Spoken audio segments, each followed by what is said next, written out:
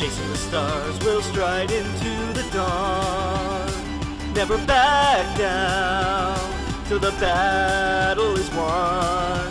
Face each foe with hearts brave and true, unafraid of the unknown, because I'll face it all with you.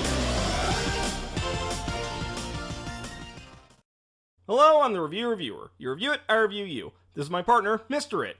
Patreon request today of Tendo's story arc, The Woman Beneath the Waves. So we start off by teasing the possibility of Tendo's group, the Guardians of Imagination, getting new powers by visiting the various Disney parks. Hey Tendo, you got mail!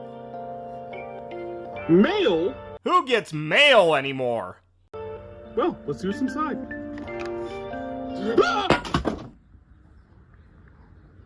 What are you looking at, you hockey puck? Actually, it turns out to be some sort of holodisc containing a message from a mad scientist by the name of Dr. Caraquis. Apparently, she covets Tendo's Guardian of Tomorrow powers for the technology they can grant, and she'll take them by any means necessary. Tendo, of course, takes as well.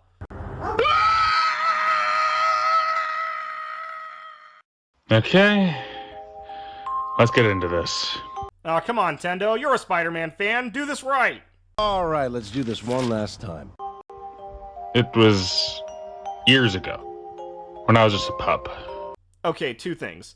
One, baby Tendo is adorable. Two, why do Tendo and their mom look like normal seals, but their dad has a novelty mustache? I was just a seal like any other, enjoying my days with my family. But then... everything changed when the Fire Nation attacked. Actually, Caraquis attacked Tendo's ocean home, presumably for its resources, destroying everything the poor seal knew. Later, while making a grocery run for Aboid here, Tendo gets ambushed by the mad scientist's robots. Oh, little seal out alone. How foolish of you. Not to agree with the villain, but yeah, that was pretty stupid. I mean, the whole team knew Caraquis was after Tendo, so they should have at least done the buddy system if they had to leave the house.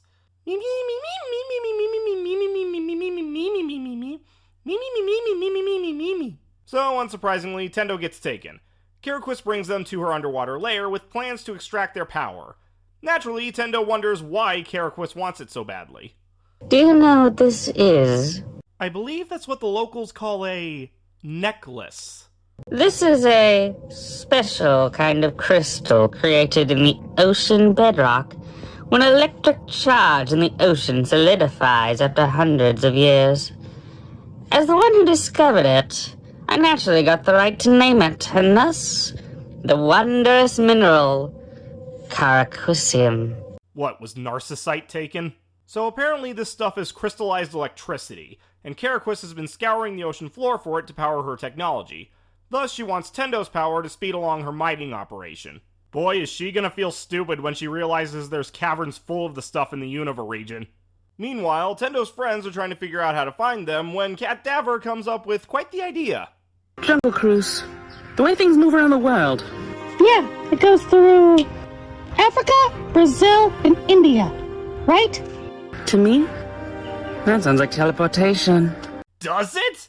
Oh no, it couldn't just be a fictional hybrid of various jungles. No, the teleportation thing makes the most sense. Sorry, it's just that if the Guardian powers are going to be left that much up to interpretation, I'd prefer if they had a little more restriction. For example, let's run with this idea of the Jungle Cruise boats being able to teleport. Then they would only be able to teleport between rivers. As such, only give Nami here, whose powers are connected with Adventureland, the ability to teleport between sources of water. It'd still be able to save Tendo, seeing as how Caraquis' lair is in the ocean, it'd make sense for Nami herself, as she's an otter, and it'd make the powers feel a little bit less OP. Regardless of my feelings on it, the plan works, and Nami is able to save Tendo, sicking a tiger on Caraquis in the process. Okay, as crazy as that is, that power seems more reasonable. While the group revel in Tendo's safety...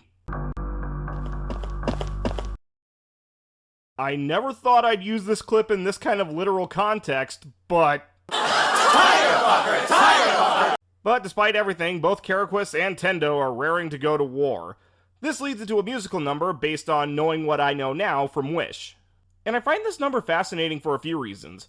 One, giving a bit more love to Wish, which, as I've mentioned in a previous video, while it isn't one of Disney's best, I think it gets hated on way too much. Second, I do like how Karaquis gets a verse, showing off the villain side of the conflict.